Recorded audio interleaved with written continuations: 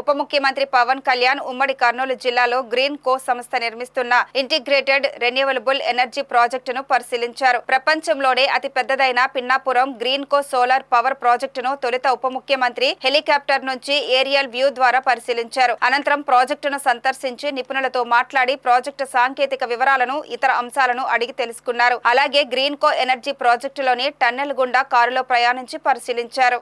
ఈ సందర్భంగా పవన్ కళ్యాణ్ మాట్లాడుతూ ఈ ప్రాజెక్టు ఒకే చోట సోలార్, విండ్, హైడల్ ద్వారా విద్యుత్ ఉత్పత్తి జరిగే బృహత్తర ప్రాజెక్ట్ అని పేర్కొన్నారు. నిర్మాణం పూర్తయ్యాక ప్రత్యక్షంగా, పరోక్షంగా 50,000 మందికి ఉపాధి లభిస్తుందని, అలాగే 3వ వంతు రాష్ట్ర విద్యుత్ అవసరాలు తీరుస్తుందని చెప్పారు.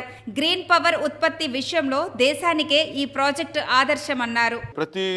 ఉపాధి ఉన్న ప్రతి ఒక ఉద్యోగం కంపెనీ ఇస్తే ఆ ఉద్యోగి ఆ వ్యవస్థ నడవడానికి అదనంగా ఇంకొక 4 మందికి 1:4 అనే రేషియో కింద అదనంగా ఇంకో 50,000 మందికి ఉపాధి కూడా లభించగలిగింది. దీనివల్ల ముఖ్యంగా ఈ పినాపురం ప్రాజెక్టుకి దాదాపు ఇప్పుడు దాకా ఒక 10,000 కోట్లు పెట్టుబడి పెట్టారు.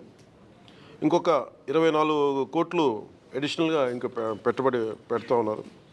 2021లో ప్రారంభమైన ఈ ప్రాజెక్టు చాలా తొందరగా స్టార్ట్ చేసి ముందుకు తీసుకెళ్లారు. దీంట్లో నేను గవర్నమెంట్ వచ్చాక కొత్త ఎన్డీఏ ప్రభుత్వం గౌరవ ముఖ్యమంత్రి నారా చంద్రబాబు నాయుడు గారి నాయకత్వంలో ఇది వచ్చినప్పుడు దీంట్లో ఇది జరుగుతుందని తెలుసు, చాలా సంవత్సరాలుగా అందరికీ తెలుసు.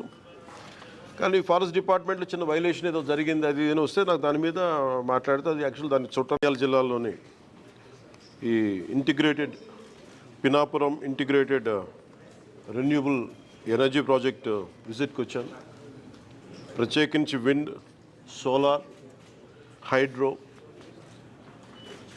ఫాజిల్ ఫ్యూల్స్ నుంచి యూజువల్ మన కోల్ ఇవన్నీ స్టాండర్డ్ ఇవి కాకుండా గ్రీన్ ఎనర్జీ, పొల్యూషన్ తక్కువ ఉండి, పొల్యూషన్ లేకుండా ఈ ప్రపంచం మొత్తం నడుస్తూ ఉంది.